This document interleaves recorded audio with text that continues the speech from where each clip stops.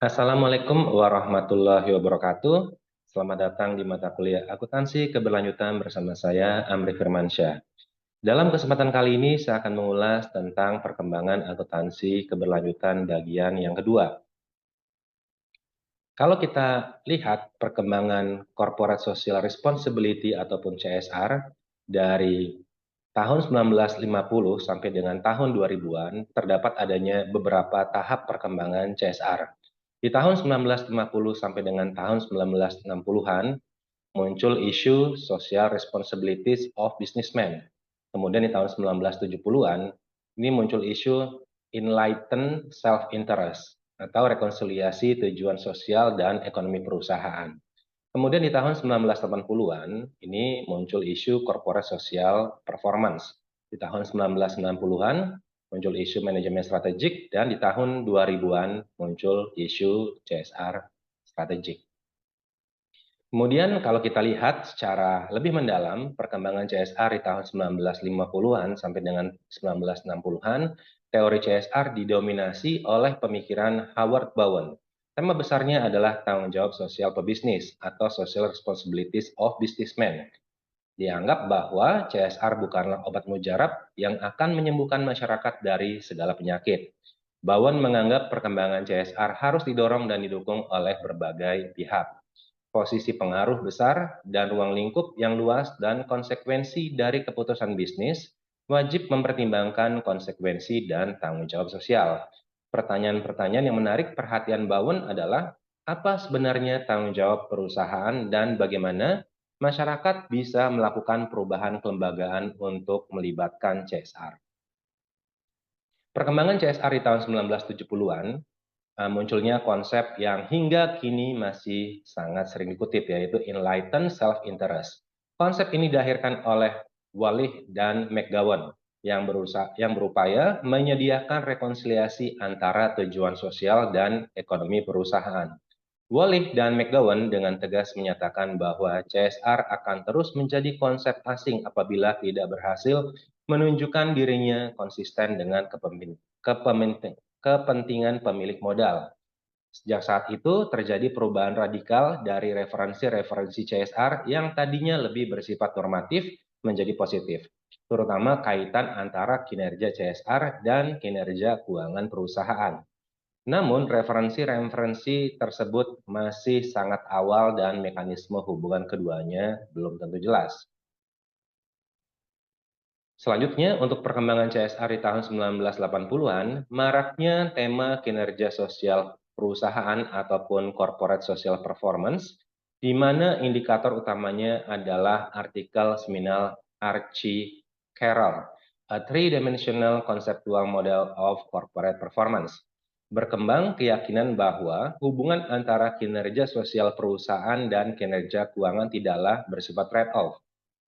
Keduanya dapat berjalan seiring menuju total social responsibility of business yang terdiri dari tanggung jawab ekonomi, legal, etis, dan discretionary. Kapasitas untuk mengukur CSR dan bagaimana menguji model CSP secara empiris adalah dua titik paling lemah yang belum bisa diselesaikan.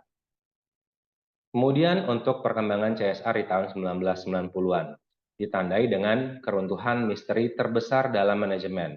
Mengapa perusahaan-perusahaan tertentu secara konsisten berkinerja lebih baik dibandingkan dengan yang lain? Jawabannya itu manajemen strategik, yang diantaranya diusung oleh Peter Drucker.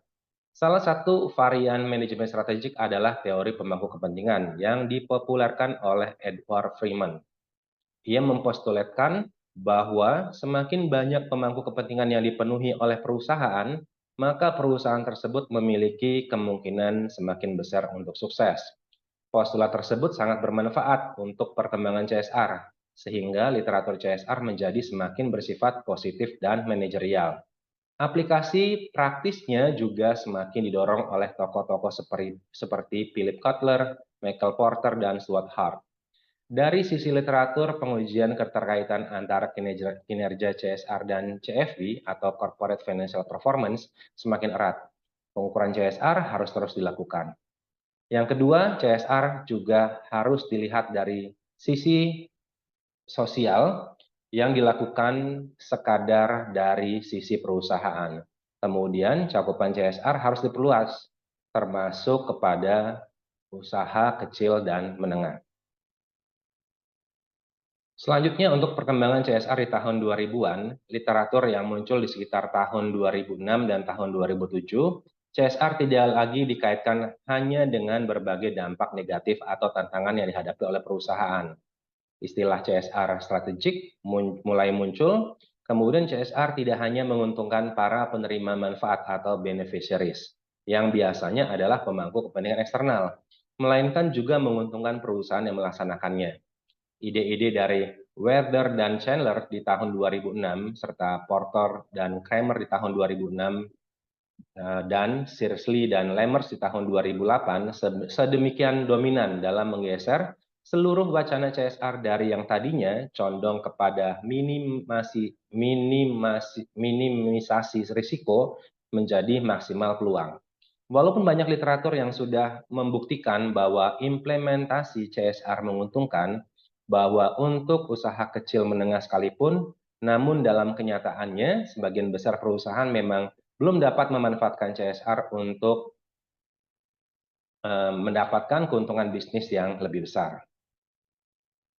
Masalah CSR adalah harapan sosial atas perilaku perusahaan yang diharapkan oleh pemangku kepentingan atau secara moral dipersyaratkan dan dibenarkan menurut bisnis. CSR menyatakan bahwa organisasi berada dalam jaringan pemangku kepentingan, menghadapi potensi pertentangan sebagaimana tuntutan para pemangku kepentingan, dan menerjemahkan tuntutan ke dalam tujuan dan kebijakan CSR. Untuk mencapai kesuksesan CSR, manajer harus membangun jembatan dengan stakeholders-nya melalui dialog formal dan informal dan melibatkan praktisi untuk mengejar tujuan secara umum dan meyakinkan mereka dalam mendukung memilih program strategis organisasional. Para pemimpin bisnis harus mengatasi kompleksitas moral yang dihasilkan dari banyaknya klaim stakeholders dan pembangunan berkelanjutan, hubungan yang saling menguntungkan dengan pihak terkait. Keterlibatan stakeholders kemudian menjadi tindakan CSR. Namun, cara di mana organisasi memilih untuk mengelola hubungan dengan stakeholders dalam praktek bervariasi. Kalau kita lihat pengaturan tanggung jawab sosial di Indonesia, ini berlaku mulai terbitnya Undang-Undang Nomor 40 Tahun 2007 tentang perseroan terbatas. Di dalam pasal 66 diatur bahwa semua perseroan wajib menyajikan informasi kinerja tanggung jawab sosial dan lingkungan dalam laporan tahunan direksi kepada rapat umum pemegang saham. Sedangkan di dalam pasal 74 diatur perseroan terbatas yang bergerak dalam bidang usaha atau kegiatan usahanya berkaitan dengan sumber daya alam wajib melaksanakan tanggung jawab sosial dan lingkungan. Kemudian terdapat adanya peraturan pemerintah nomor 47 tahun 2012 tentang pelaksanaan tanggung jawab sosial dan lingkungan perseroan mengatur bahwa mulai tahun 2012, tanggung jawab sosial dan lingkungan telah menjadi kewajiban perseroan. Diwajibkannya tanggung jawab sosial dan lingkungan sebagai kewajiban perseroan membawa konsekuensi serius pada pengakuan, pengukuran, pencatatan, pelaporan, dan pengungkapan akuntansi. Kemudian kalau kita lihat di dalam perkembangan selanjutnya, terdapat adanya isu krusial tanggung jawab sosial dan lingkungan, yang ini merupakan komitmen perusahaan untuk berperan serta mewujudkan pembangunan ekonomi berkelanjutan, guna meningkatkan kualitas kehidupan masyarakat dan lingkungan maupun perusahaan itu sendiri. Diwajibkan bagi perusahaan yang kegiatan usahanya di bidang atau berkaitan dengan sumber daya alam. Kemudian ternyata aktivitas CSR juga harus dianggarkan dan diperhitungkan sebagai biaya perseroan sesuai kepatutan dan kewajaran. Ada sanksi hukum bagi perusahaan yang tidak melaksanakannya, serta informasi pelaksanaannya disajikan dalam laporan tahunan direksi kepada RUPS. Demikian saya sampaikan. Terima kasih atas perhatian teman-teman semua. Semoga bermanfaat. Assalamualaikum warahmatullahi wabarakatuh.